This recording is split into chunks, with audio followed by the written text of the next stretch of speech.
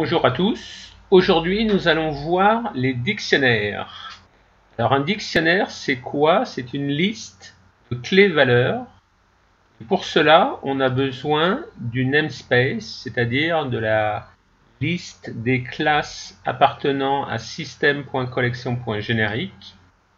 Et voilà comment on définit un dictionnaire. Donc, je disais que c'est une liste de couples de clés-valeurs. Donc, A, une clé, qui est le premier type, on associe une valeur qui est le deuxième type.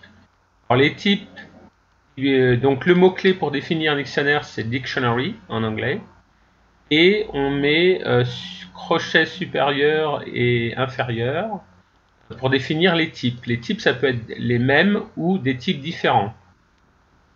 Donc le premier, ça s'appelle la clé, key en anglais.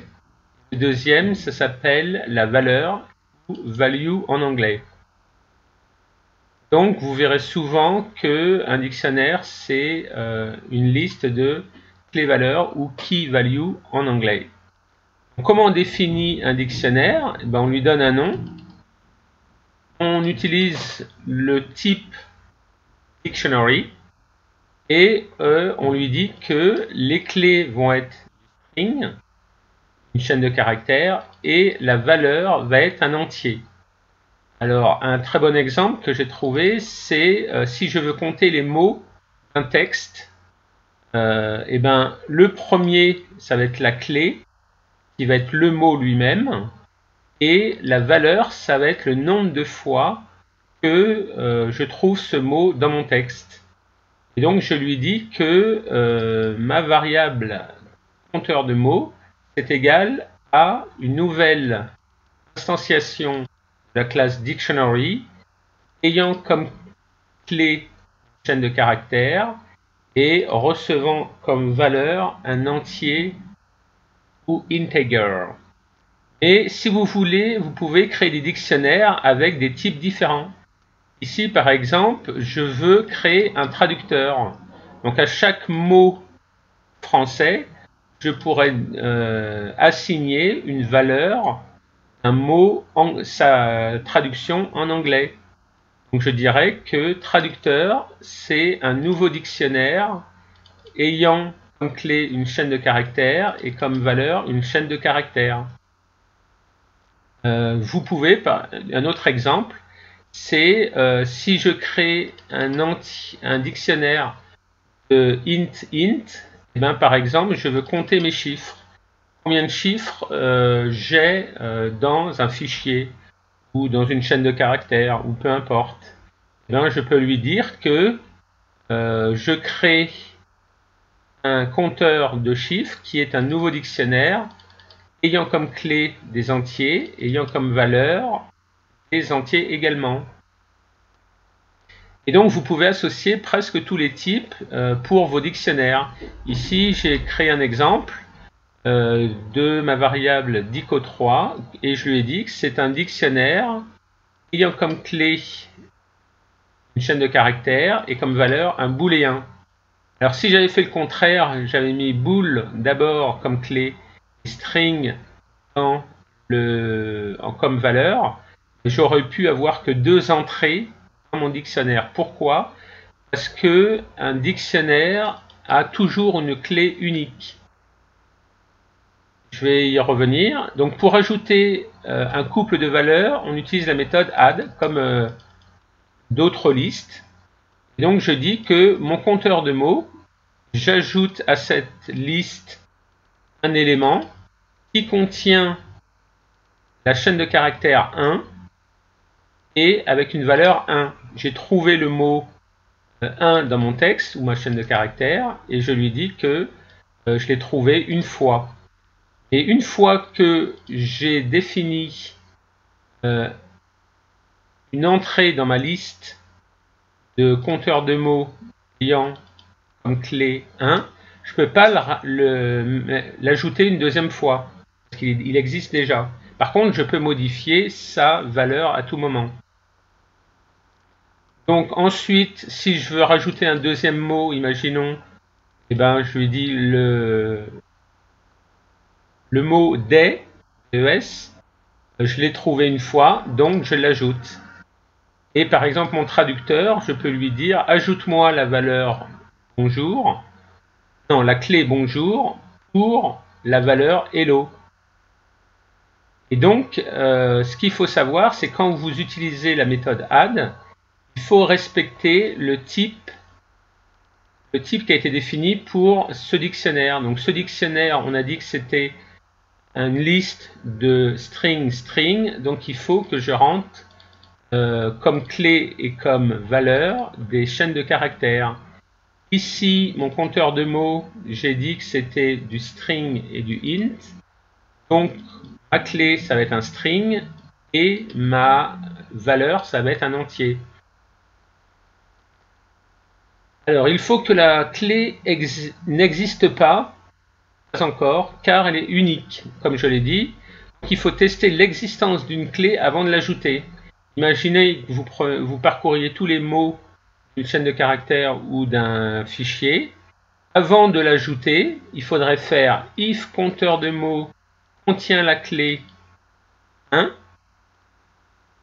Alors, j'incrémente la valeur de ma liste compteur, de mon dictionnaire compteur de mots, la valeur 1, et vu que c'est un entier, vous voyez ici, je peux faire un plus, c'est-à-dire que je peux incrémenter la valeur de la clé 1 dans mon compteur de mots. Sinon, là je sais que cette clé n'existe pas, alors je peux faire un compteur de mots.add de mon mot que je viens de trouver 1 avec la valeur 1, car c'est la première fois que je le trouve. Donc au fur et à mesure, la valeur va s'incrémenter au fur et à mesure que je trouve ce mot-là. Et ensuite, qu'est-ce que je fais? J'affiche le nombre du mot 1 et compteur de mots de 1.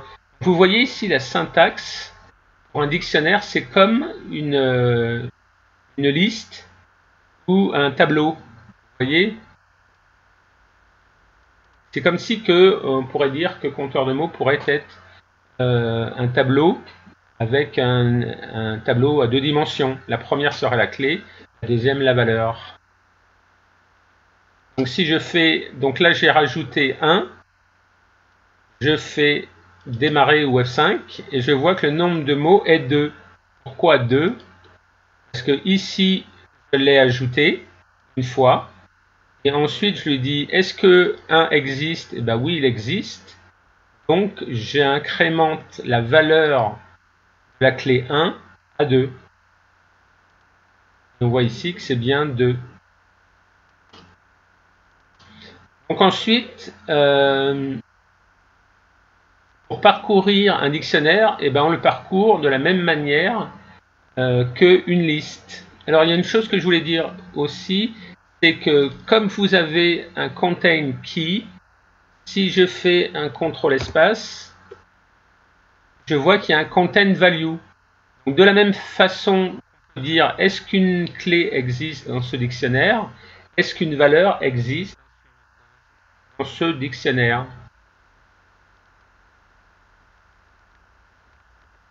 Voilà, je reviens. Donc pour parcourir, on peut utiliser un for each de la même façon qu'on parcourrait une liste. Et on parcourt dans mon dictionnaire. Et généralement, on utilise key value pair string int de la même façon qu'on a défini notre dictionnaire. Le compteur de mots, c'est bien un dictionnaire de string int. Là, on peut voir que si on mettait var, ce serait beaucoup plus simple. Donc au début, je vous conseille de mettre key value pair, comme ça que vous apprenez. Et puis vous verrez que à force d'écrire ça, c'est un peu long. Après, on va plus vite en écrivant var. Et donc, qu'est-ce qu'on fait quand on parcourt un dictionnaire? On utilise le mot-clé key ou le mot-clé value à l'élément que on est en train de parcourir. Par exemple, donc là j'affiche ma clé.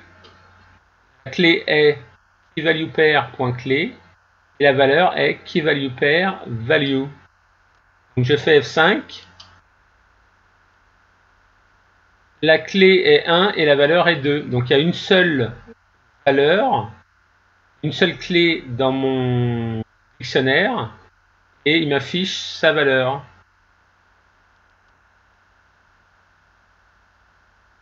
Non, il y a deux mots, il y a un et il y a des. Donc il trouve le premier, la première entrée dans mon dictionnaire, contient la clé 1 et la valeur 2, et la deuxième entrée contient le mot des, DES, et il a été trouvé une seule fois. Donc voilà comment on parcourt un dictionnaire. Alors maintenant, si on veut changer une valeur, eh ben, c'est comme un tableau. On lui dit, dans ce dictionnaire, la clé DES est égale à 3. Alors quand vous faites ça, il faut être sûr que la clé existe. Sinon, vous auriez une exception et il faudrait l'attraper et la gérer. Là, je dis que traducteur de bonjour, c'est plus hello, comme vous voyez ici, mais ça va être good morning, par exemple. Ensuite, si je veux supprimer, eh bien, tout comme je ferai suppression dans une liste, eh bien, je fais remove. Et remove toujours mon compteur de chiffres. C'est un dictionnaire de int, donc l'index, ce serait un int. Si mon dictionnaire, c'est un string, alors l'indice, ce sera une chaîne de caractères. Voilà, donc là je remove l'élément qui contient l'entier 1 du dictionnaire compteur de chiffres. Et là, j'enlève de mon dictionnaire traducteur la clé qui est égale à bonjour. Donc je fais F5 et par contre ça ne s'affiche pas parce que je n'ai pas fait d'affichage. Donc si maintenant je veux faire un copier-coller pour afficher la liste, on va prendre compteur de chiffres. Alors plutôt que keyValuePair, moi je mettrais item, c'est plus simple.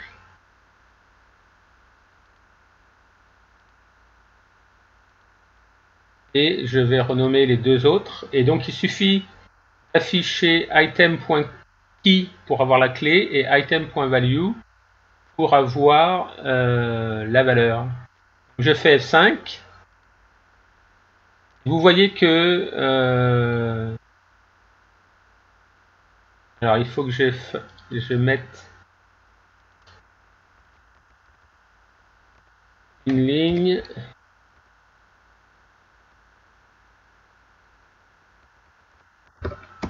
Après suppression, point. Voilà.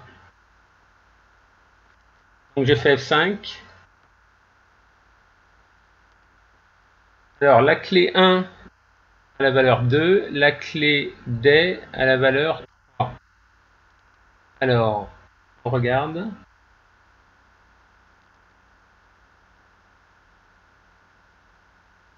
Donc là, dans mon compteur de mots, j'ai rajouté 1 et des.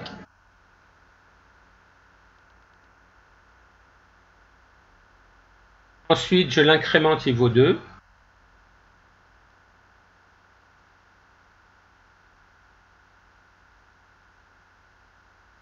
Ensuite, j'affecte 3 à la valeur des. Et je ne supprime à aucun moment. Donc je vais faire un copier et juste avant la suppression, je fais un compteur de mots .remove. Et là, il me dit bien, il attend un string comme clé. Donc, je vais supprimer des, point virgule, F5. Et là, qu'on voit bien que la clé des qui avait la valeur 1 a été supprimée de mon dictionnaire. Il ne me reste plus que la clé 1 qui a toujours la valeur 2. Donc voilà comment on supprime des clés dans un dictionnaire. On ajoute ou on les affiche. Voilà. Donc si vous avez aimé, vous pouvez vous abonner. Si vous avez des questions, n'hésitez pas à les poster. Merci, à bientôt. Et j'ai oublié de vous dire que j'ai posté, si vous voulez retrouver mon exemple, je l'ai posté dans mon GitHub, thread@github/tutorial. Il est ici. Je fais F5, dictionnaire, programme.cs, et là vous retrouvez mon code. Voilà. Donc merci, à bientôt.